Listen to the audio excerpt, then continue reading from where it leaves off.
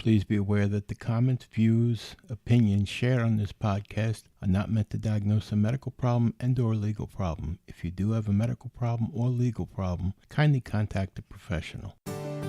Welcome to An Apple a Day, a podcast, a resource, a community. Share your experiences and learn from others as we overcome barriers and learn to live a happy, healthy life with a disability. Welcome to the community. Here's your host, Jimmy Apple. Welcome to another episode of An Apple a Day. I'm your host, Jimmy Apple. An Apple a Day is brought to you by www.famousapple.com. Famousapple.com is the home site for this podcast, and there you're going to find access to our free message boards and our free chat rooms. You're going to find access to our Facebook pages. You're going to find access to our LinkedIn pages, our Tumblr pages. You're going to find access to our YouTube channel. You're going to find it all. You're also going to find articles about the topics we discuss here on the podcast. So if you get a minute, go over there, check it out. Now, I do want to remind you, we have an advertiser over there at the bottom of the page. When you go to Famous Apple, you scroll all the way to the bottom. We have an advertiser there that you can get free TV and free movies. No kidding, no strings attached. The only thing you have to do is register on the site. There's nothing that you have to buy. There's no consoles, there's no plugins, there's no nothing. You can go over there, you can just register on the site. There is a ton of free movies and free videos for you to watch. You gotta love free, don't you? Now, there's also other movies that you can rent, movies that are in the movie theaters right now. So go over to famousapple.com, scroll to the bottom of the page, and click on that advertiser. You'll see it. But other than that, stay here for a while. Let's talk. How you feeling? You feeling good? Feeling better than you did yesterday, I hope? Feeling better than you did last week, right? That's what counts. That's what counts. Hey, we have a really good one for you today. We have another update from Social Security. And I also have a study that was done on a product that you may have noticed it in the grocery store, you may have noticed it in a restaurant when you've gone out, or you may have noticed it in some of the foods that you're eating if you read the labels. And you might be saying, oh, I've never heard of it, or I've heard of it, but I don't know anything about it. Well, I've got a study done on it here, and you'll be interested to find out what it's all about. All right, so let's get started here. Man, I had one heck of a weekend, one hell of a weekend, actually. Now, anyone that listens to me knows that I stick up for handicapped people and handicapped placards for their cars. All the time. I always stick up for them. Well, I hate when people that I stick up for prove me wrong. They make me look like a fool. And that's what happened Friday night. Friday night, my wife had to go to Stop and Shop. So we drive out to Stop and Shop, and I'm not going in. So I drop her by the front door. Now, there's 4 handicap spots open there in the front, but I'm not going to park in the handicap spot. I'm the one that's handicapped, not my wife. So I'll park back some. And this way, the handicap spots are open for the people that need them, the people that drive there by themselves or whatever that are handicapped. So I pull back and I'm sitting there, I'm listening to the radio in the car. And with that, a car pulls up to the front door of the store, and this woman jumps out, and I mean jumps out. And she's there laughing and giggling, whatever they are, and I guess she's playing with the dog that's in the car there, and then she just kind of skips into the store. Then this guy turns around and parks right into the handicap spot. And I'm looking at him, and I watched him put his handicap placard up. And then the next thing I know, he pops open the door, and he's out bopping around. He's got the dog on a leash, and he's running with the dog in the parking lot. And now I'm watching. I know it's, you're probably thinking, well, what business is it of yours? Well, I think it is my business. It's anybody's business when you see somebody parked in a disabled person's parking lot, a parking spot, that you see someone get out that doesn't really need it. Anyway, this guy, he gets out and he's bopping around with the dog and he's running down, and there's a PetSmart in this strip mall there. So he runs down there with the dog to the PetSmart. And I'm like, wow. So I'm trying to figure who's disabled, him or his wife. But he comes back with the dog, and he's running around with the dog in the parking lot, and he's playing with the dog, and he must have bought him a toy, and he's throwing it up in the air. The dog's chasing it. He's getting it from the dog, and they're wrestling in the parking lot there. And then the wife comes out, and she's got the shopping cart, and she's got, 4 or 5 bags. And she comes bopping over to the car. She opens the trunk. She's throwing the packages in. She pushes the cart off to the side into the, where the van marker is, the big space in between handicap spots. She pushes the cart over there. Instead of bringing it 5 parking spots down to the cart corral, she pushes it there and jumps in the car. Then he comes running over with the dog, and she gets out, and she's petting the dog and playing with the dog. Then they both get in the car, they leave. Who was handicapped there? The dog? The dog was getting around just fine, too. That just irritates me. That irritates me to no end. I fight with people. People say, why do handicapped people need a parking space? If they can go in and walk around a store, they don't need the parking space. And I'm arguing with them, telling them, yeah, they do. And then you got a jerk like this that pulls up. I'm sure it must be someone else's car that he's driving that has a handicap placard in it. But my God, that blows my mind. That blows my mind. And I even spoke to a store employee. He's a store manager. I said, can't you do anything about this? Can't you call the police? Because I've seen people with no parking permits parking in the handicap spots and just walking into stores. And he says, you call the police. The police don't want to be bothered. Well, somebody's got to be bothered. I mean, don't you have a towing company that patrols your lot? Tow the car out of there. It makes no sense. And it's the same thing. You go into the stores and these people are running around in those go-karts, the scooters. They're no more handicapped than the man in the moon. But I'm going to get to that next anyway. So that was Friday night. That just really ticked me off. It's like their time is more important than anybody else's. They throw the wagon in the middle of the parking lot, screw everybody else, and they're gone. So the next day, my wife is doing some work in the house, and she wants to get some stuff from Walmart. And I despise going to Walmart anymore. Really. I mean, sometimes it's okay. Sometimes it just bothers the heck out of me. But I don't want my wife going there by herself, so I go with her. So we're pulling in, and the way it usually works is I drive. My wife looks in the vestibule there to see if they have any of the scooters, the go-karts, and she'll go in and get it, and I'll park. Well, this night, we're pulling up. She's looking in the vestibule. I said, wait, right there in the handicap spot, there's one of those scooters right there. I said, well, just go over and get that. Okay. So I pull over, back in. My wife gets out to move the scooter so I can open the door to hop out to get onto it. And some guy comes over and says, oh, I'm taking that. And I looked at him. This is a big, fat, sloppy Puerto Rican guy. And he's got his gut is hanging out of his shirt is like 2 sizes too small. His gut's hanging out. I don't know how he got his head through the collar of the shirt. His arms look like 2 big balonies, and his fingers look like sausages. I parked over here so I could get that. I said, are you handicapped? You're not parking the handicap spot. It's none of your business. Yeah, it is, because I'm handicapped. I have 1 leg. I need the cart.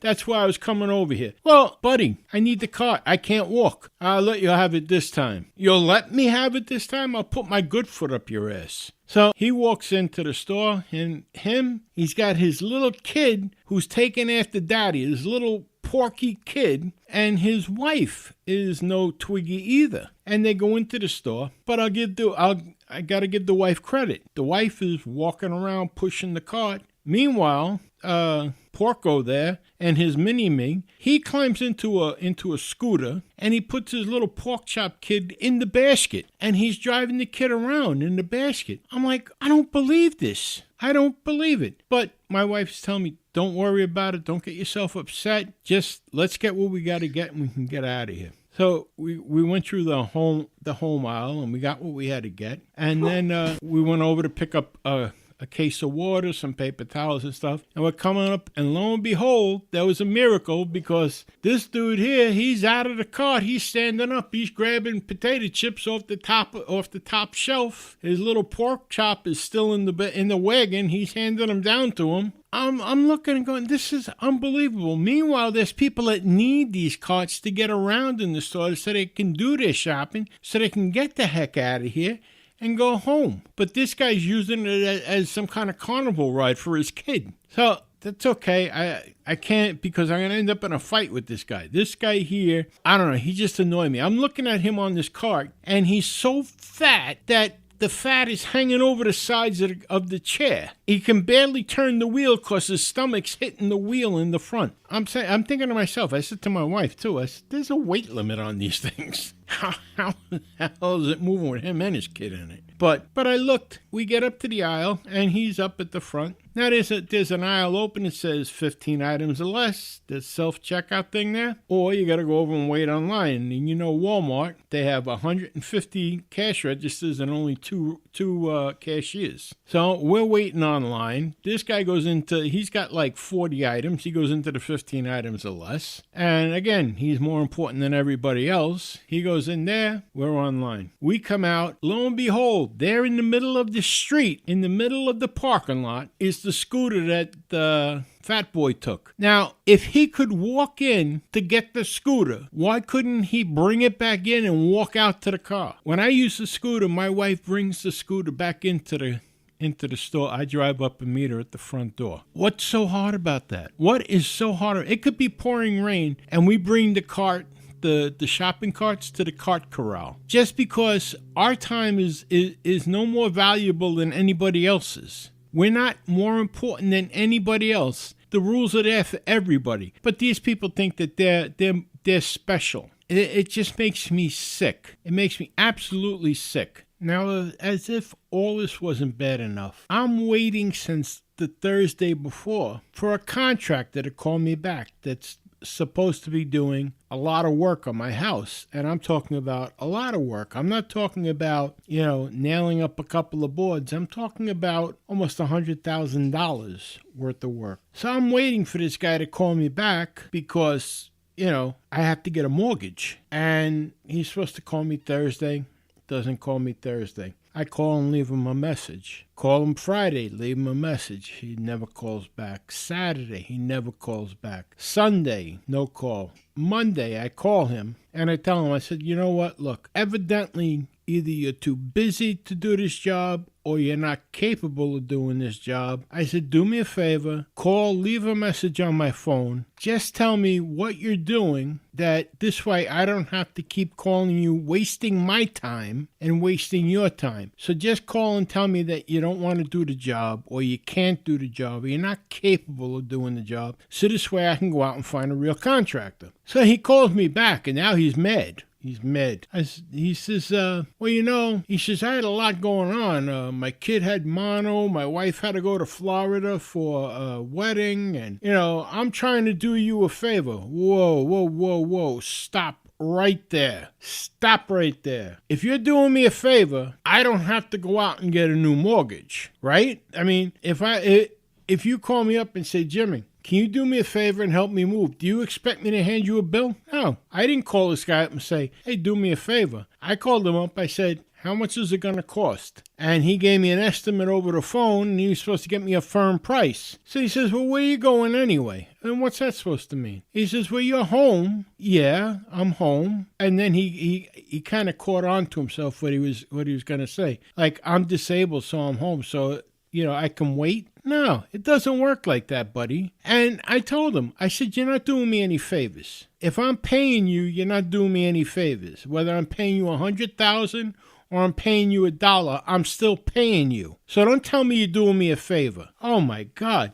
Make a long story short, I'm looking for a new contractor. I hate personally having to chase somebody to give them business and to give them money. What I hate even more than that, though, is someone that turns around and tells me they're doing me a favor. You're not doing me a favor if you're charging me. If you're not charging me and you're telling me you're doing me a favor, okay, you're right. But if you're charging me, you're not doing me any favors. We're doing a business deal. And the fact that I'm disabled means nothing to you. I'm a customer. And too many times, I've had it happen with the cable company. I had it happen with the oil burner repairman.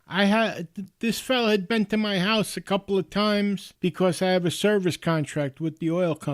And he knows that I'm in a wheelchair. So he got too familiar with me. And he turns around and tells me, I changed your appointment because I'm sitting here one day and I'm waiting. I had an 8 to 12 appointment. I hate when they give you those windows, 8 to 12, 4 hours, sit around. And you can always bank on the fact that you're not at 8 o'clock. You're always going to be at 12. But anyway, I sat around waiting 8 to 12 and nobody showed up. So I called and they said, well, you're probably his next stop. Well, 4 o'clock that afternoon, he comes in. And I said, what happened? Well, what? No call, no nothing. He says, well, I had to switch some things around. He said, I knew you wouldn't be going anywhere. What is that supposed to mean? You know I'm not going anywhere. Well, he says, I know you're home because of the wheelchair and all. I said, that's none of your business. None of your business. I called the company. I told them that. I said, that just pisses me off. I'm a customer. I pay for this service, whether I'm in a wheelchair or not. And they were very apologetic, but a lot of good that does. I still see the same guy. He's not as friendly as he used to be, and that's fine by me. Anyway, it was a real crummy week, and I'm sure we've all had them. Just remember, don't ever let anyone talk down to you. Just because you're disabled doesn't make you or me or anyone else less of a person. We deserve the same respect as everybody else. I don't care whether we're at a car dealer or a deli. The same service that they give to anyone else, they give to us. And not that we should just expect it, we should demand it. That's how I feel about it. All right, let's take a quick break here. And we'll be back in 30 seconds. I'll see you on the other side, my friends. And we'll talk about Social Security, and we'll talk about this food additive that I brought up. Okay? I'll see you on the other side. 30 seconds. An Apple a Day is brought to you by www.famousapple.com. FamousApple.com is the home site for this podcast. There you're going to find articles about the topics we discussed. You're going to find our connections to our Facebook page. And you're even going to find connections to our private chat board. So take a minute, go over, visit www.famousapple.com, but please wait till the end of this podcast. Don't run out on me now. Let's get back to the discussion. And we're back. Not bad. 30 seconds. Did you miss me? I'm sure you did. This week's post from Social Security is titled, Compassion is the Heart of Our Lifetime Commitment to You. It says, Social Security is with you through life's journey, often during times of personal hardship, transition, and uncertainty. We believe that compassion is the cornerstone of our public service commitment. If you suffer from a serious medical condition that prevents you from working, time is of the essence when it comes to receiving a decision on your disability application. Our initial claims process typically takes 3 to 5 months, but in some cases, we're able to expedite the application process through our Compassionate Allowances program. Social Security uses compassionate allowances to identify people whose medical condition is so severe that it clearly meets our definition of disability. For 10 years, our Compassionate Allowances program has helped us identify and fast-track cases where people have diseases that are most likely to be approved for disability benefits. Here are 5 things you may not know about our Compassionate Allowances program. Social Security uses cutting-edge technology to identify, evaluate, and quickly process applications with compassionate allowances conditions, bringing help to those with the most severe conditions. Many of the claims in our Compassionate Allowances program are approved based on medical confirmation of the diagnosis alone. For example, pancreatic cancer, ALS, and acute leukemia diagnoses are fast-tracked. More than 500,000 people with serious disabilities have been approved through the fast-track disability process.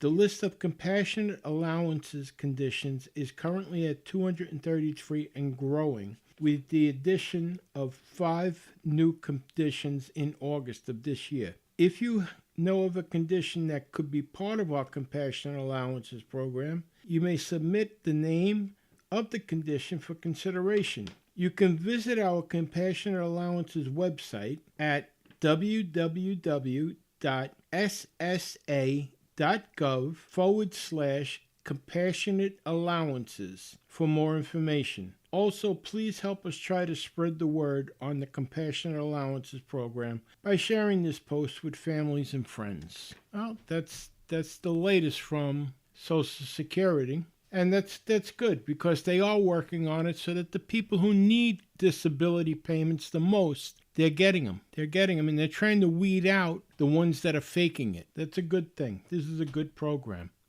Now, let's get to that food additive I was talking about. It's actually a sugar substitute. It's called stevia. Have you ever seen it? I've seen it a couple of times in diners. They have the packets of stevia on the tables, and I didn't know what it was, so I never really tried it. And in the Medical News Today journal, they have an article on it, on a study they did on it. It says, "Can stevia benefit people with diabetes?" Stevia is a sugar substitute that is very low in calories. There's a growing interest in the use of stevia to help people with diabetes manage their blood sugar levels. Stevia is a natural sweetener that comes from a shrub native to North and South America. It's an ingredient in many brands of sweetener, including Sweet Leaf, Truvia, and Pure Via. As a sweetener, stevia is growing in popularity in recent years, especially among people with diabetes. Some studies suggest that it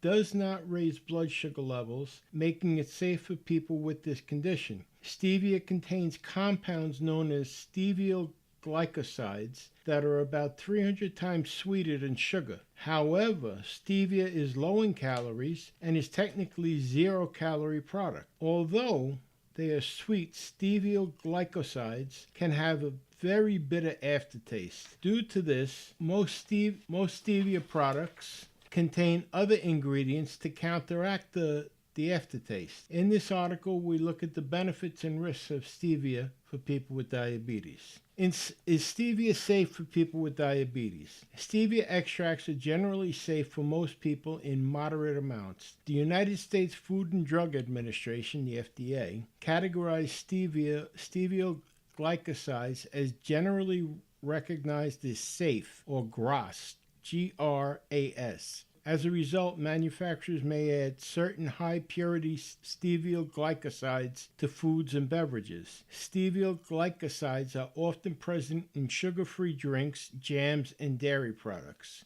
In a joint statement, the American Heart Association, AHA, and the American Diabetes Association, ADA, said the stevia and similar sweeteners can be beneficial for people with diabetes if they use them appropriately and do not compensate by eating extra calories at later meals. Research supports this statement by suggesting that stevia may assist with blood sugar control. Can stevia treat or cure diabetes? Due to the focus on stevia for people with diabetes, many people wonder if it can treat or cure the condition. There is currently no cure for diabetes, but many people can manage their condition by making dietary or lifestyle changes and taking medications. Using stevia in place of sugar in sweetened foods and drinks may help people with diabetes stabilize their blood glucose levels. This replacement may also reduce the number of calories that a person consumes, which is likely to aid in weight loss. Excess weight is a risk factor for type 2 diabetes and for its complications, which include heart and kidney problems. Many people with diabetes also have high blood pressure. Some research suggests that stevia may lower blood pressure in people with hypertension, but not all studies support this. More research is necessary to confirm